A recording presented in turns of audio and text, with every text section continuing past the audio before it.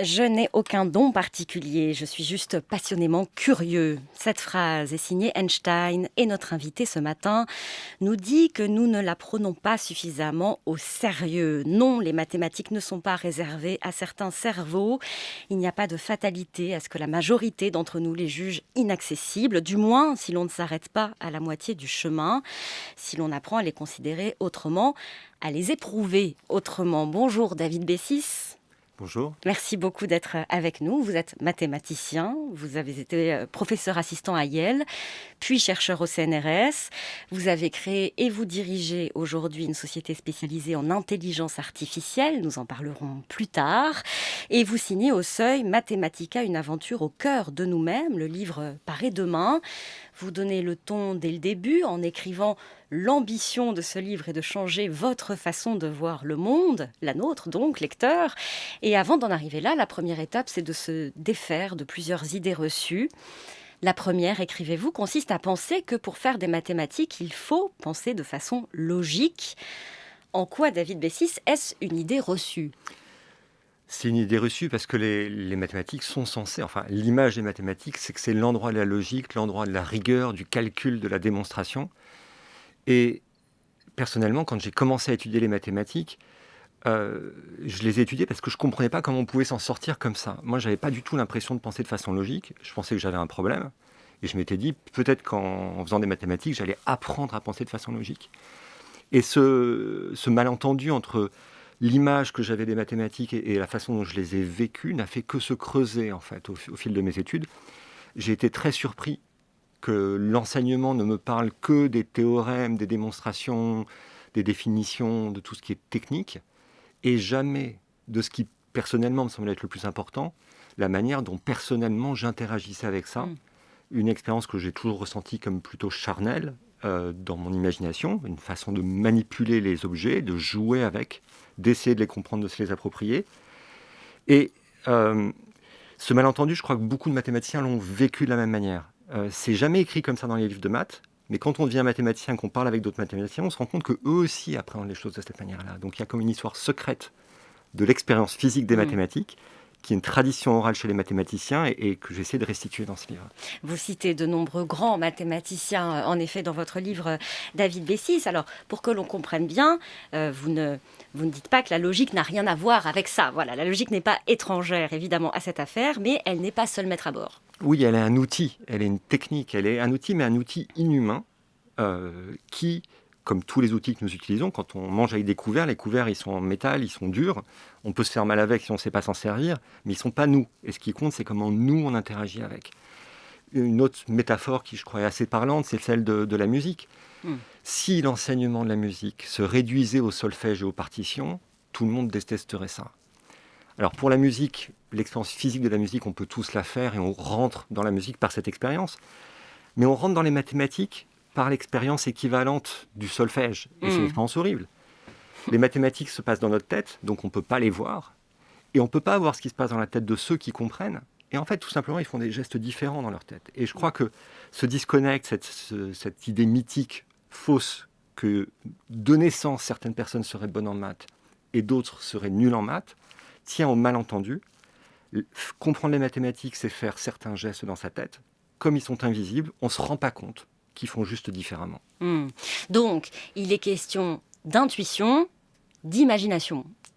Oui, je crois vraiment que les mathématiques sont la science de l'imagination.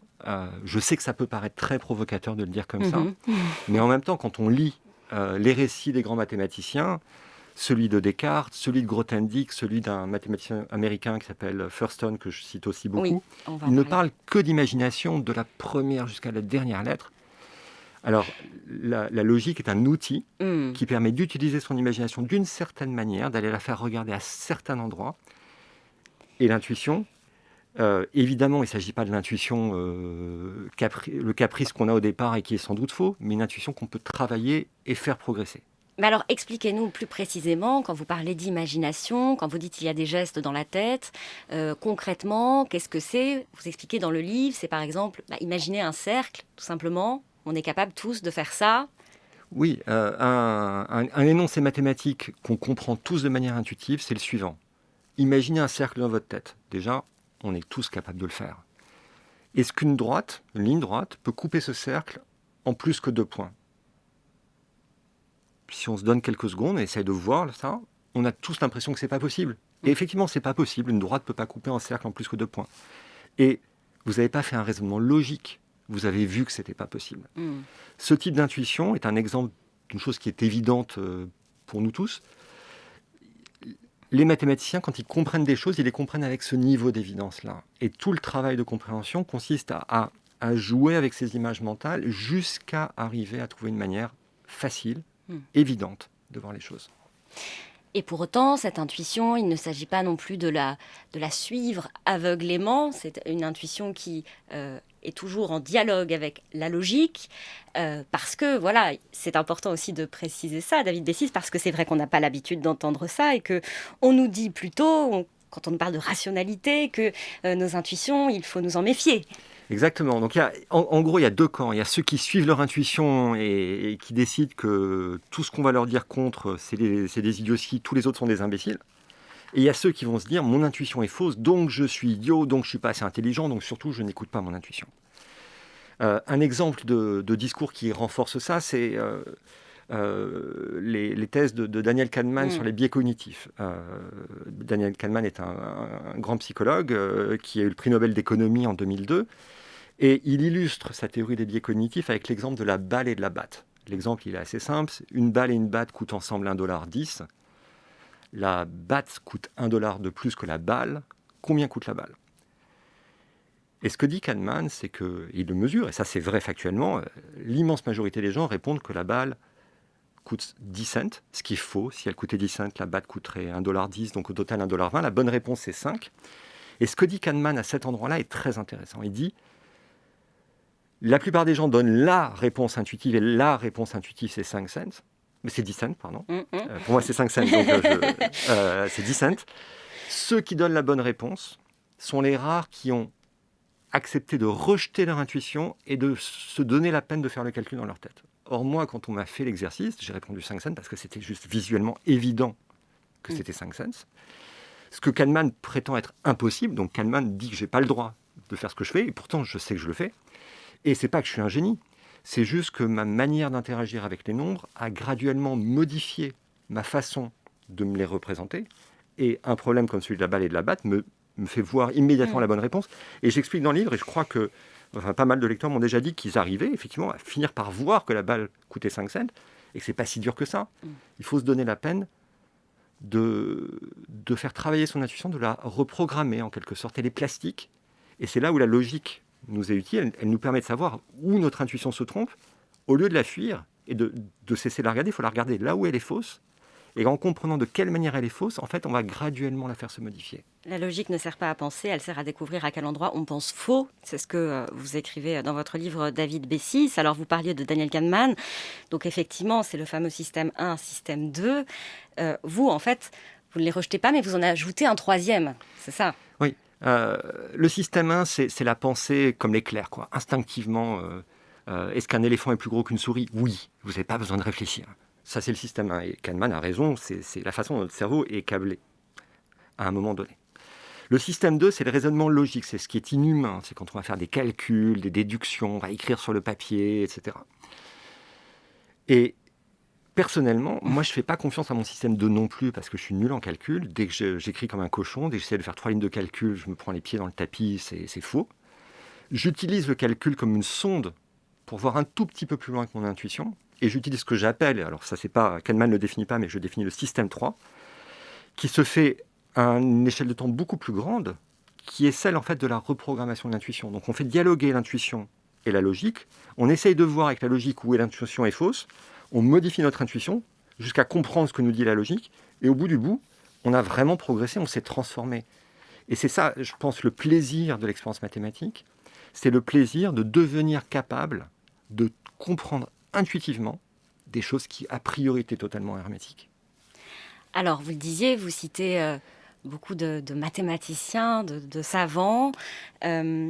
qui effectivement, enfin voilà, pour nous montrer aussi, peut-être que vous n'êtes pas le seul à dire ce que vous dites, David Bessy, c'est, nous parlerons tout à l'heure de Grothendieck, qui a aussi une actualité éditoriale, mais avant lui, j'aimerais que vous nous parliez de Descartes et de son discours de la méthode.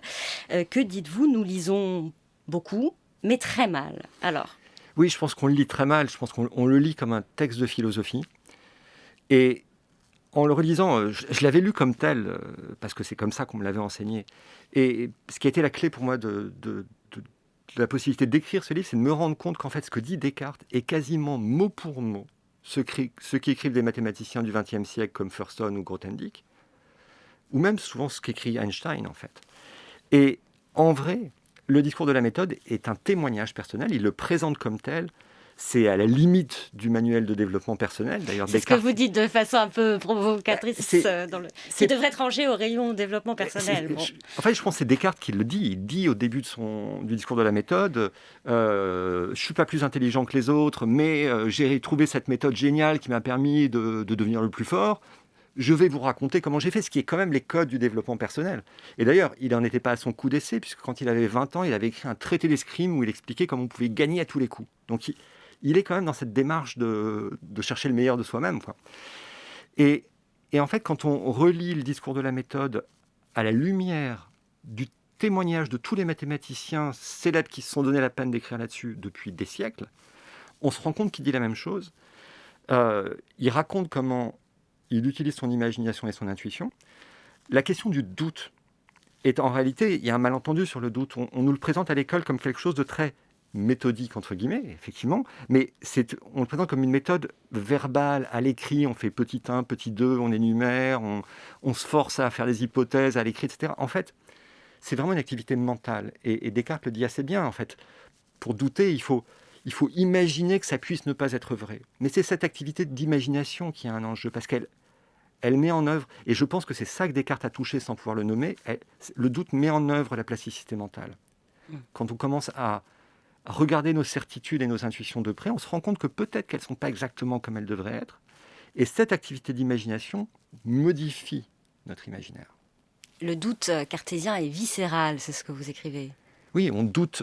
C'est un doute sincère, c'est pas un doute rhétorique. C'est pas de la rhétorique, Descartes. C'est C'est vraiment. pas douter avec méthode, c'est ce que vous dites. La méthode, c'est de douter. Oui, voilà. Mais c'est une méthode charnelle. On le fait avec son corps, on le fait avec sa sincérité. On se dit, est-ce que j'y crois ou j'y crois pas? Et d'ailleurs, les mathématiques, c'est souvent comme ça qu'il faut les aborder. Vous voyez un théorème, il ne faut pas se dire, ouh là là, je ne sais pas le démontrer, etc. Il faut déjà se poser la question, j'y crois ou j'y crois pas? Mais est-ce que c'est une histoire de croyance? C'est une histoire de subjectivité, la compréhension. Une compréhension, elle est toujours subjective. Donc le but, c'est d'essayer de comprendre. Je crois que l'enjeu des mathématiques, c'est la compréhension humaine. Et la logique, la démonstration sont des outils qui nous permettent de solidifier notre compréhension. Mais le but, c'est d'essayer de comprendre. C'est la seule, personnellement, c'était le seul moteur de la créativité mathématique, essayer de comprendre pourquoi des trucs étaient vrais. Et pour rester avec Descartes, vous dites aussi justement, pour Descartes, l'expérience de la compréhension mathématique est la seule qui permette de vraiment comprendre ce que veut dire comprendre. Et là, on arrive évidemment à un point central, je disais...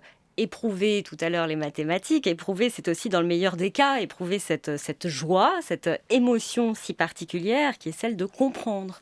Oui, Descartes dit un truc intéressant à propos des mathématiciens de l'Antiquité. Il dit les philosophes grecs vénéraient les mathématiques, mais c'est pas possible qu'ils s'intéressaient à ces mathématiques si puériles et si vaines qu'on nous enseigne à l'école. Donc il y avait forcément autre chose. Il est même d'ailleurs un peu complotiste là-dessus, puisqu'il va jusqu'à dire, en fait, ils ont gardé le secret pour eux, pour qu'on les admire, parce que si nous avaient partagé le secret, on se serait rendu compte que tout ce qu'ils faisaient était très facile, en fait. Il écrit ça littéralement. Et cette expérience de la compréhension est l'une des plus grandes expériences qui soit. Je crois que c'est l'expérience que font les petits-enfants. J'ai un fils qui a 2 ans et je le vois apprendre, et je vois cette façon d'apprendre très volontaire, c'est-à-dire qu'il essaie un truc, ça marche pas, mais il réessaye, et puis tâtonne, et il finit par trouver, et on voit la joie quand il trouve. Et les mathématiciens racontent souvent qu'il y a une joie de cette nature-là, quoi.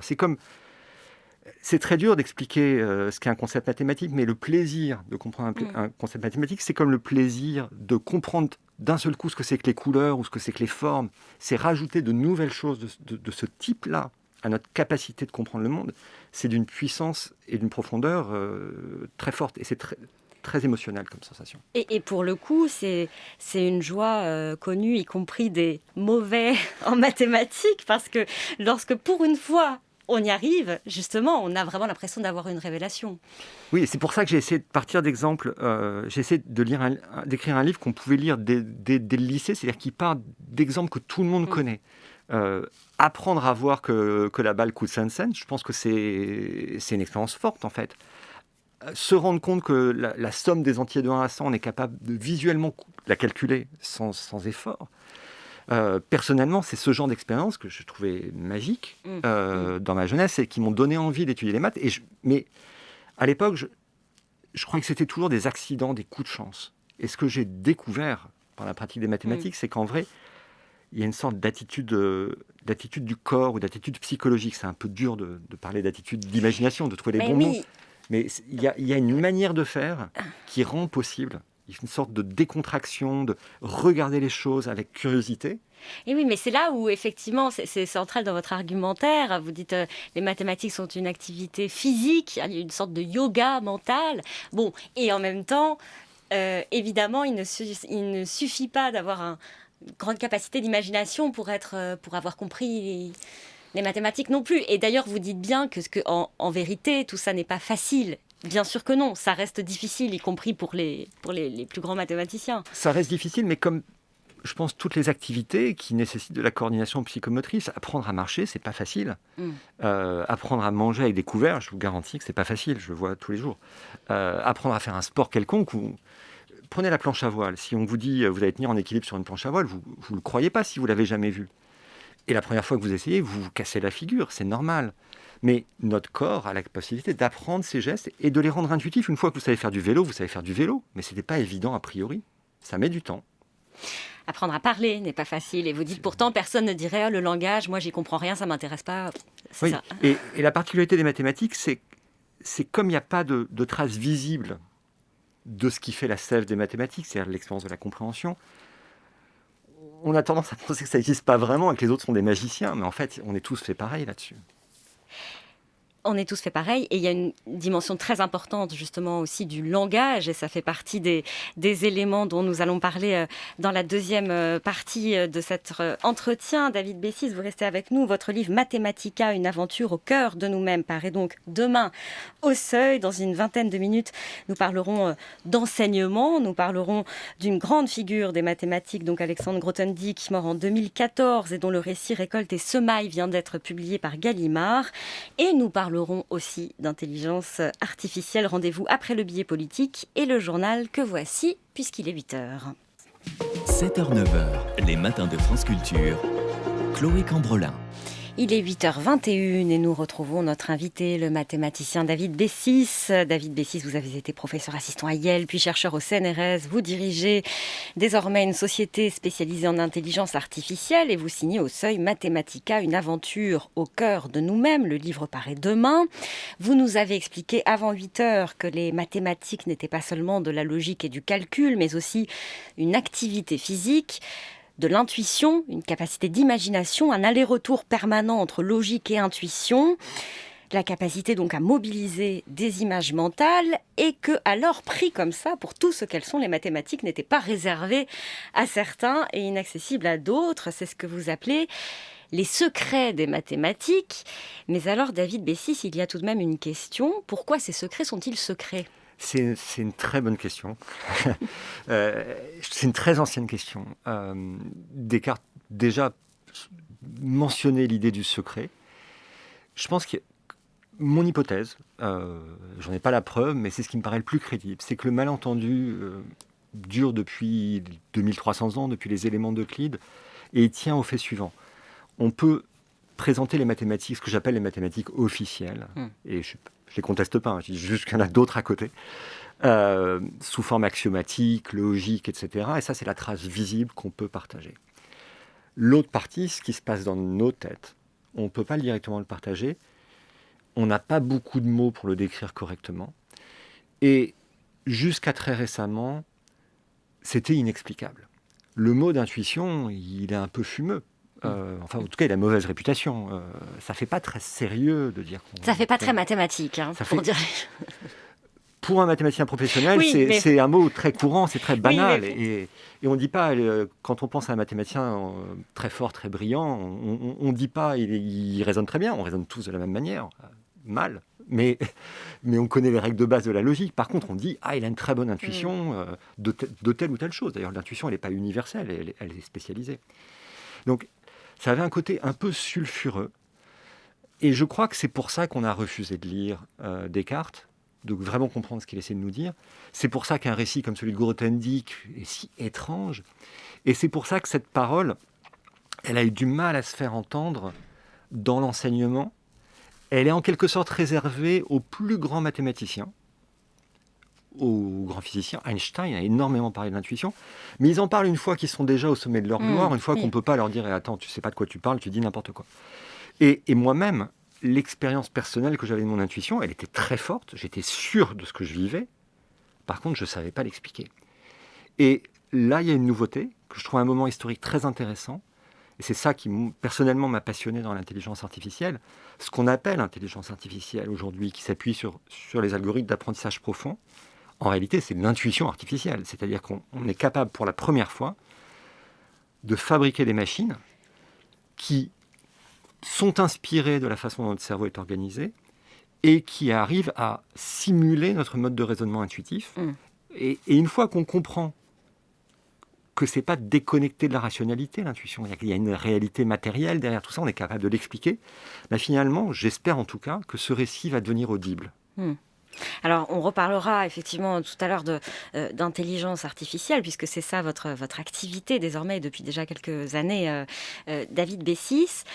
Avant cela, vous en avez parlé déjà depuis le début, avant 8 heures, et là encore, vous parlez évidemment beaucoup de l'enseignement. De l'enseignement, donc, selon vous, incomplet des mathématiques, puisque nous n'apprenons que la partie logique-calcul. Mais les enseignants, y sont-ils pour quelque chose ? C'est compliqué parce qu'eux-mêmes je pense tous les mathématiciens sont acteurs et prisonniers du même malentendu, du même non-dit.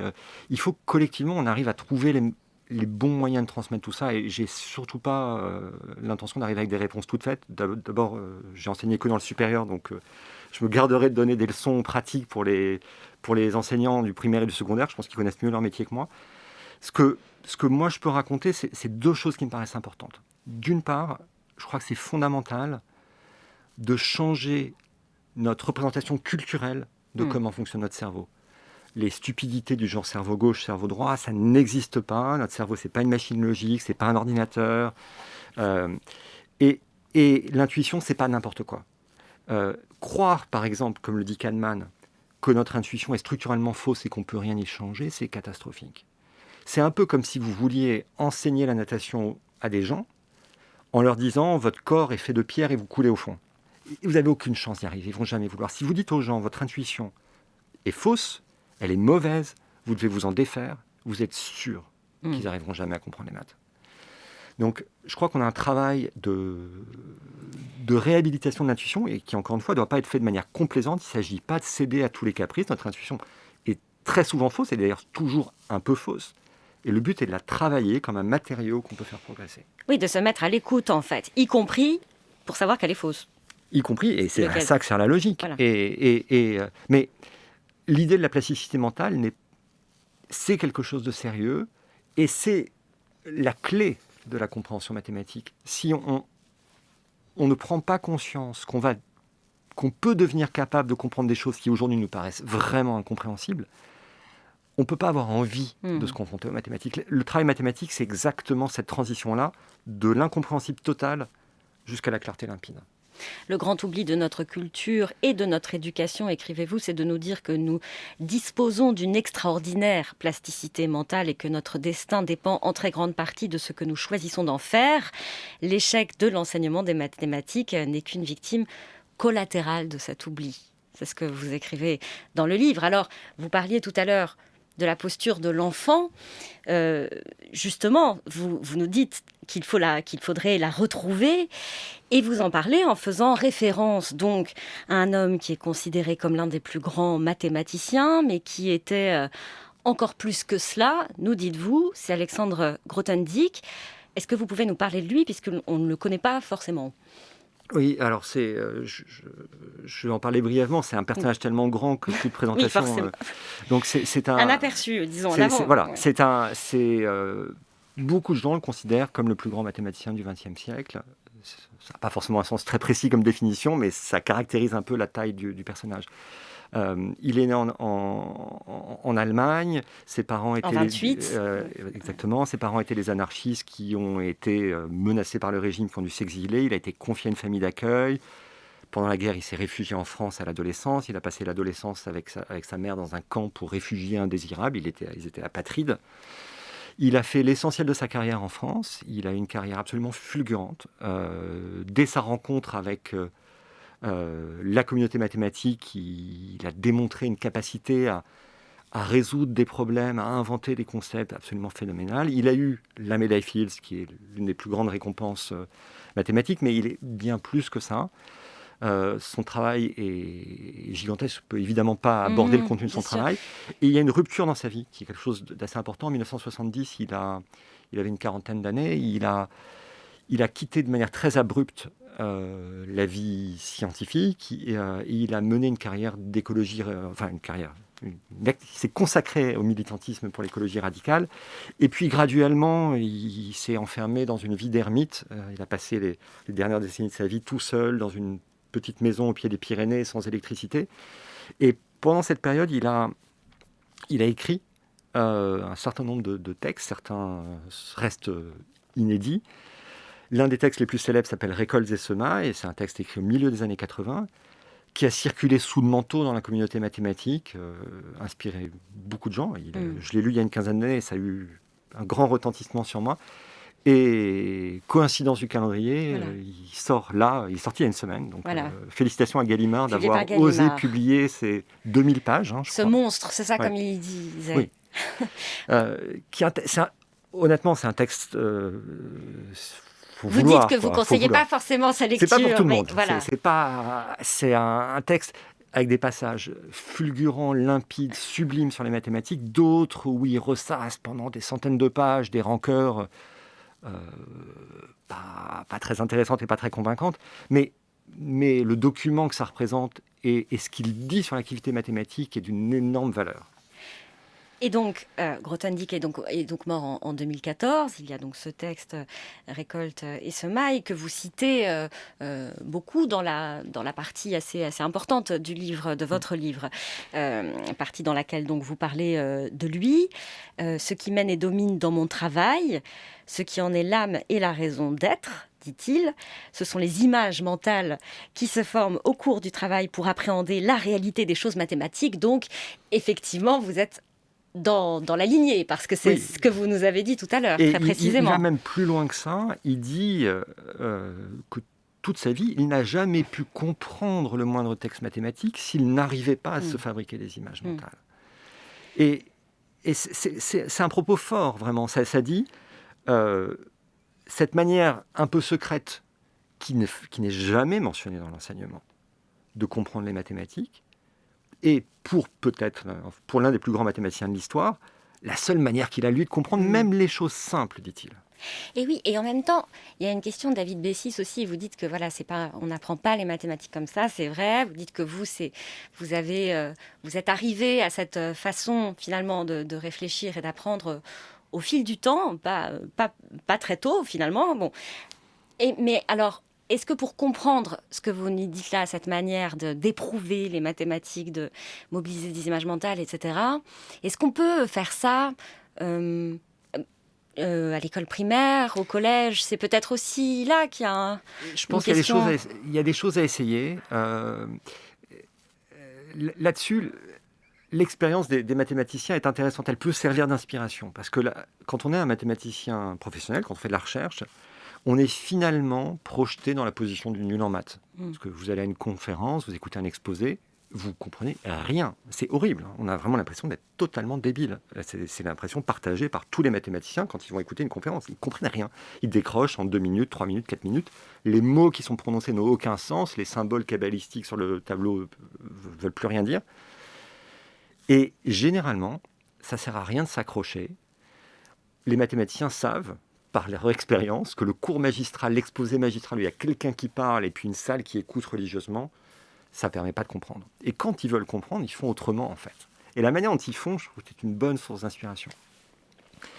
Ce qu'ils font, c'est qu'ils vont voir peut-être le type qui a fait l'exposé ou quelqu'un qui comprend le sujet. Ils disent « Attends, tu peux me réexpliquer, mais doucement, je suis un peu bête, je ne vais pas très vite.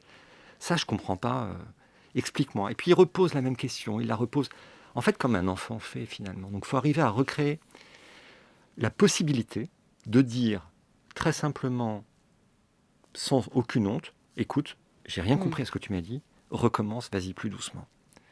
Et ça, c'est contraire à notre manière d'être dans la vie quotidienne. Et c'est peut-être le seul frein, en fait, pour comprendre les mathématiques. Pas oser dire qu'on ne comprend pas. Alors que vous écrivez, c'est normal de ne pas comprendre, c'est normal d'avoir peur, c'est normal de devoir lutter pour contenir sa peur, c'est même exactement le sujet.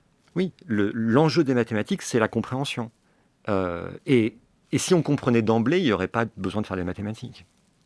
Et effectivement, vous citez plusieurs exemples dans votre livre pour montrer que les plus grands mathématiciens, ce que vous nous disiez, lorsqu'ils vont en écouter d'autres, ne comprennent rien, enfin en tout cas pas tout, mais que la différence finalement entre eux et nous, c'est que eux savent ne pas en avoir peur, et ça vous est arrivé d'ailleurs, ce que vous nous expliquez là, d'aller voir ensuite la personne en disant « Est-ce que tu peux me réexpliquer simplement ?» Ça vous avez arrivé, vous, David Bessis, avec Jean-Pierre Serre, qui est l'un des plus grands mathématiciens aussi du XXe siècle. Oui, alors là, ça m'est arrivé pour le coup dans l'autre sens, et ça a été une grande leçon pour moi. Je crois que, comme beaucoup de gens, enfin, je pensais que je n'avais pas le niveau en maths pour faire de la recherche, et il y avait plein de choses que je croyais être censé comprendre et que je ne comprenais pas. Et j'avais toujours un peu honte de dire, mais en fait, ce truc que je suis mathématicien professionnel, il y a ce truc que je ne comprends pas, mais j'ose pas le dire parce que c'est tellement basique que c'est ridicule de ne pas comprendre ça.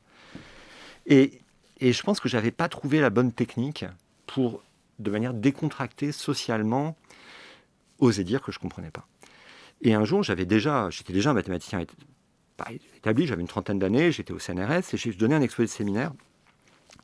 Et c'était un exposé pas très intéressant, honnêtement. Ce que j'ai fait ce jour-là, c'était peut-être l'un des exposés les plus simples. J'avais pas vraiment complètement avancé la théorie que je voulais présenter. Donc c'était vraiment les rudiments. Et il y a Jean-Pierre Serre qui s'est installé dans la salle au deuxième rang. Il est arrivé 2 minutes avant le début de l'exposé. Je l'ai vu s'asseoir et là je me suis dit, oulala, ça va être une catastrophe. Mon exposé n'est pas intéressant. Il va trouver ça trop facile. Je lui ai même dit, ça va pas vous intéresser. C'est vraiment super simple. Et il a écouté pendant tout l'exposé. Alors, il y a un code, ceux qui savent, c'est que s'il enlève ses lunettes, ça veut dire que ça ne l'intéresse pas. Donc, je surveillais, il n'enlevait pas ses lunettes. Donc, visiblement, ça l'intéressait. Et je me disais, bon, bah, c'est facile, il comprend. Et puis, je faisais l'exposé pour tout le monde. J'essayais de le faire pas plus élevé parce que ça n'était pas. Et à la fin de l'exposé, il est venu me voir. Il m'a dit, il faudra que vous me réexpliquiez parce que j'ai rien compris.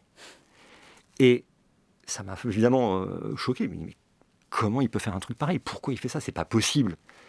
Et ça a été un moment clé dans ma carrière parce que j'ai compris qu'en fait, cette manière d'être qu'il a, pour lui, c'est pas une technique, c'est une manière d'être.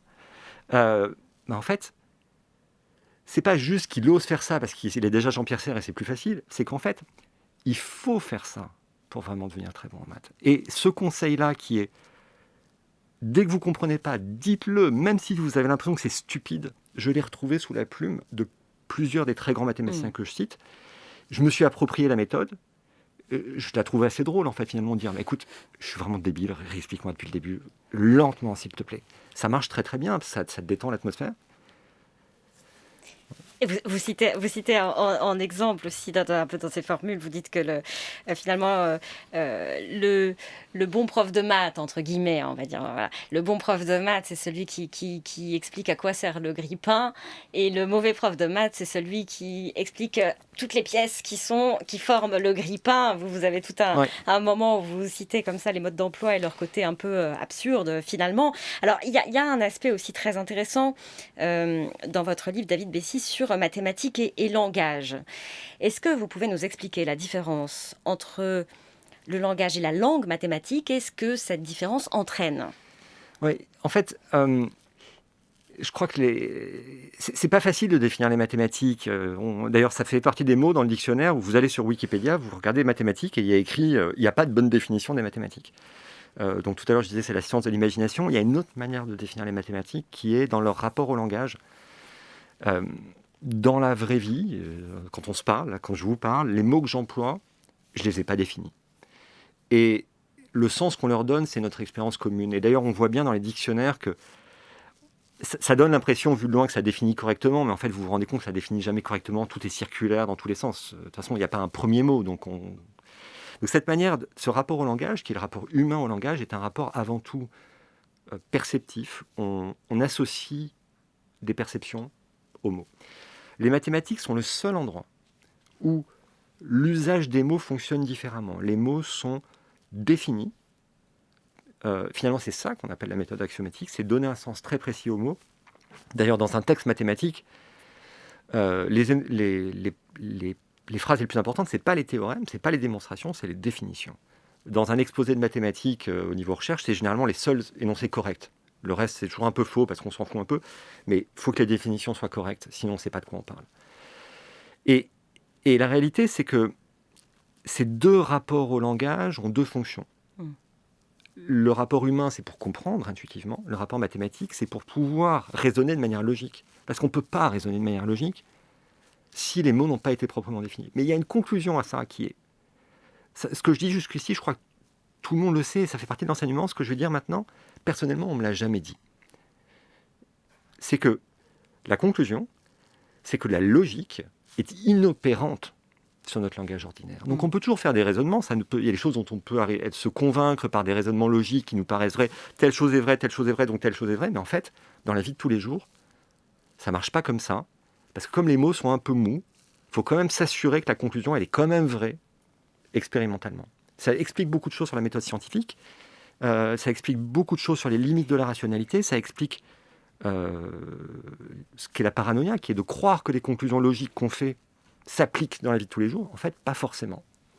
Est-ce que, du coup, ça veut dire que la vérité avec un grand V, ne peut être que celle des mathématiques? Je pense que le concept de vérité est un concept mathématique.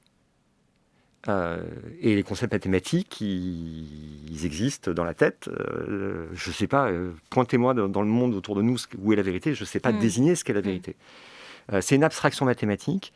C'est d'ailleurs un mot, c'est un mot étonnant parce que les non-mathématiciens s'autorisent peu à dire « ça, c'est la vérité ». Sauf quand ils sont un peu d'une humeur un peu particulière et pas simple psychologiquement. En mathématiques, c'est un concept très présent, forcément, c'est au cœur des mathématiques. Je crois que c'est une abstraction comme les nombres, comme les notions d'espace. Et il y a beaucoup de malentendus sur la manière dont ce concept mathématique fonctionne dans notre vie quotidienne, à quoi il sert. Il sert à quelque chose, parce qu'il est la clé de voûte des techniques mathématiques et de comment on va pouvoir faire tenir les choses de manière cohérente dans notre tête, mais il faut l'utiliser avec précaution dans la vie quotidienne. Je disais tout à l'heure que depuis 2010, je crois, en 2010, vous avez fondé donc une entreprise, une société spécialisée en intelligence artificielle. 2010, c'est l'année donc où vous avez mis fin à votre carrière académique pour vous lancer dans cette aventure-là. Cette société s'appelle Tiny Clues. Vous expliquez ce tournant dans le livre, mais je voudrais qu'on en vienne pour les minutes qui restent à parler de l'intelligence artificielle, parce que vous nous avez dit tout à l'heure que finalement c'était ça qui vous avait permis d'être conforté, de donner des bases, on va dire, un peu plus solides peut-être, aux arguments que vous développez sur l'approche des mathématiques, David Bessis. Bon, et en même temps, je citais au tout début la première phrase de votre livre, l'ambition de ce livre est de changer votre façon de voir le monde. Quand on parle de changer la façon de voir le monde, quand on parle de connaissance de l'humain, de vérité, et qu'on ajoute algorithme, intelligence artificielle, à quel moment ça peut commencer un peu à nous faire peur aussi? Je pense que ça doit nous rassurer. Si on parle de l'être humain, remplacer historiquement, la métaphore de comment nous pensions, c'était celle d'un truc très mécanique, avec les raisonnements, etc. C'est très inhumain, cette façon qu'on avait de se représenter le fonctionnement de notre cerveau. La modélisation par l'intelligence artificielle, par les réseaux de neurones, qui est plus intuitive, plus humaine, plus charnelle, ça décrit ce qui se passe charnellement. Je trouve ça personnellement plutôt rassurant. Mais alors, il faut nous expliquer, nous, vraiment, parce que ça décrit ce qui se passe charnellement, ça va pas de soi. Donc, peut-être en 2 mots, qu'est-ce que j'entends par intelligence artificielle et qu'est-ce que ça nous apprend? Il y a plein d'inconnus encore sur comment fonctionne notre cerveau, on ne sait pas tout, loin de là. Mais ça nous fournit une métaphore qui, pour la première fois, est explicative de ce que c'est que notre intuition. Donc, si vous ouvrez la tête de quelqu'un, vous regardez ce qu'il y a à l'intérieur, c'est ce qu'on a fait d'ailleurs avec Einstein quand il est mort. Les gens voulaient savoir comment il faisait en vrai, donc ils ont ouvert la tête et coupé en tranches. Ils n'ont rien compris. En fait, il n'y a pas d'engrenage comme on dessine parfois, ce n'est pas un ordinateur, c'est un tissu de connexion entre neurones. Il faut vraiment penser que cet enchevêtrement de neurones, c'est l'enchevêtrement de notre imaginaire et nos associations d'idées, en fait. C'est-à-dire que quand vous voyez un éléphant, il y a un certain nombre de cascades de neurones qui se déclenchent simultanément, et il y a un neurone qui perçoit que c'est un éléphant, qui s'est spécialisé dans le fait de dire ça, c'est un éléphant. Alors, comment sait-on tout ça? Il y a des indices qui viennent de la neurologie. Personnellement, ce que je trouve le plus convaincant, c'est ce que l'intelligence artificielle nous a montré expérimentalement. Donc, ça consiste à simuler ce que va être un réseau de neurones. Donc, on va dire il y a des neurones structurés en couches avec des connexions. Et tout l'enjeu, c'est de comprendre quelles sont les bonnes connexions. Et ce n'est pas quelque chose qu'on fait d'un coup. On part de connexions de départ et puis on soumet ce réseau, par exemple, à des images. Vous pouvez montrer à un réseau de neurones artificiels des millions et des millions d'images. Et il va ajuster, c'est là le rôle de l'erreur est important. Quand il voit une image qui le surprend, qui le rend perplexe, quelque chose qui s'appelle la perplexité, il va ajuster les poids des connexions pour être moins surpris. Donc c'est ce qu'on fait dans la vie de tous les jours. Et graduellement, ce réseau va faire émerger des concepts. Donc, pour résumer, il y avait une grande question philosophique qui date du XIIe siècle, la querelle des universaux. Est-ce que les concepts sont des choses qui existent de manière transcendante, extérieure à nous? Est-ce que nous les fabriquons? L'intelligence artificielle nous montre de manière expérimentale comment on peut fabriquer des concepts avec des neurones. David Bessis, merci beaucoup. Mathematica, une aventure. Géraldine Mosna-Savoie rigole, mais je pense que c'était une bonne conclusion. Je me suis dit, pas besoin d'aller plus loin. Oui, on ne peut pas aller plus loin. Voilà. Votre livre, donc Mathematica, une aventure au cœur de nous-mêmes, paraît demain au Seuil. Je signale également qu'une nouvelle édition de votre précédent livre, Ars Grammatica, a été publiée aux éditions Alia récemment. Merci beaucoup d'être venu sur France Culture ce matin et d'accueillir donc avec moi Quentin Lafay et Géraldine Mosna-Savoie. Bonjour à vous. Bonjour Chloé. Quentin, et maintenant une mutation, une utopie. Et oui, ce matin, je vous parle de la réintroduction des grands herbivores en Sibérie. Et Géraldine Mosna-Savoie, dans votre carnet de philo, vous revenez sur l'affaire Ibiza. Oui, mais alors pas tant pour vous parler de Jean-Michel Blanquer, je pense qu'on a compris, mais plus pour me demander si l'excuse a encore une utilité. Autrement dit, l'excuse sert-elle à excuser ?